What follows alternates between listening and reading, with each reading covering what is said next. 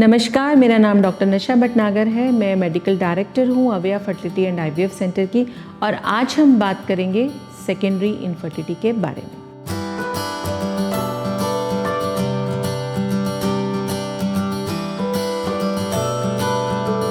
क्या होती है सेकेंडरी इनफर्टिलिटी?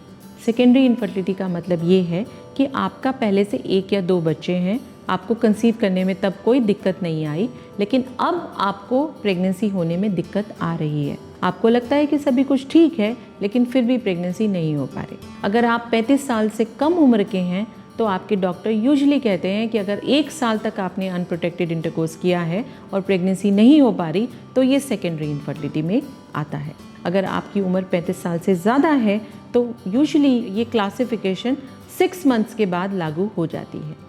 क्या कारण हो सकते हैं सेकेंडरी इनफर्टिलिटी के? बहुत सारे।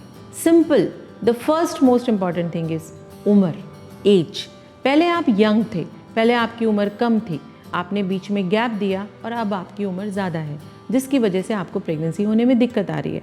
हमें पता है कि जैसे जैसे उम्र बढ़ती है वैसे वैसे बहुत सारे चेंजेस बॉडी में आते हैं, और कई बार यही एक सिंपल कारण होता है प्रेगनेंसी ना होने का। दूसरा कारण होता है hormonal imbalances like polycystic ovaries, thyroid disorders, prolactin disorders, या सिंपल इन्फेक्शंस जो कि ट्यूब में ब्लॉकेज कर सकते हैं, या छोटी छोटी चीज़ें जैसे एंडोमेट्रियोसिस, ट्यूबल फैक्टर इनफर्टिलिटी। ये सभी कारण हो सकते हैं सेकेंडरी इनफर्टिलिटी के। अगर हम मेल्स की बात करें तो बढ़ती उम्र के साथ, बढ़ती जिम्मेदारियों के साथ, बढ़ते लाइफस्टाइल डिसऑर्डर्स के साथ डिक्रीज काउंट होना, डिक्रीज मोटिलिटी होना, डिक्रीज मॉर्फोलॉजी होना, ये सब भी कारण हो सकते हैं सेकेंडरी इनफर्टिलिटी के। मेल्स में ये भी देखा गया है कि कई बार प्रोस्टेट एनलार्जमेंट कारण रहता है, या हाइड्रोसील या वेरिकोसील, ये भी कारण रहते हैं स्पर्म पैरामीटर में चेंजेस आने के, और वो सेकेंडरी इनफर्टिलिटी कॉज कर सकते हैं। तो क्या सेकेंडरी इनफर्टिलिटी से डरने की ज़रूरत है? नहीं। सिंपल सी चीज़, आप जाके अपने डॉक्टर से मिलिए, आपके डॉक्टर कुछ बेसिक टेस्ट करेंगे, आपको इन्वेस्टिगेशंस करेंगे, पता लगाएंगे कि प्रॉब्लम कहाँ है। अगर प्रॉब्लम सिर्फ हार्मोनल इम्बैलेंस है तो कुछ दवाइयाँ या कुछ मेडिकेशंस के साथ वो ठीक हो सकती है। वो आपको कुछ ब्लड के टेस्ट करने को बोलेंगे, आपके हस्बैंड का सीमेन एनालिसिस कराएंगे, आपके थायराइड प्रोलैक्टिन के टेस्ट करेंगे, और या एक सिंपल HSG हिस्ट्रोसैल्फिंगोग्राफी करके भी कई बार पता लगाया जा सकता है। कई बार ऐसा भी होता है कि अगर ट्यूब उसका कारण है तो HSG करने के बाद ट्यूब्स खुल जाती हैं और आप उसके बाद भी सिंपली प्रेग्नेंट हो सकते हैं। लेकिन क्या कारण है, इसके लिए आपको जाके आपके डॉक्टर से मिलना ज़रूरी है। कई बार ऐसा देखा गया है कि बढ़ती उम्र के साथ, बढ़ते हार्मोनल इम्बैलेंसेस के साथ सीमेन काउंट और मोटिलिटी कम हो जाती है।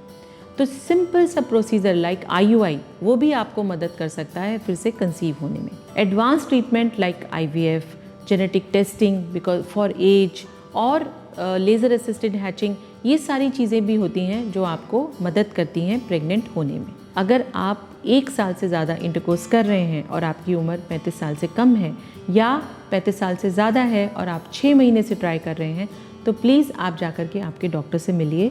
वो आपके इन्वेस्टिगेशंस कराएंगे और आपको बताएंगे कि आपको आगे क्या करने की ज़रूरत है। घबराने की ज़रूरत नहीं है, ये ट्रीटेबल है, ये क्योरेबल है, लेकिन इसके लिए आपको पहला कदम उठाना ज़रूरी है।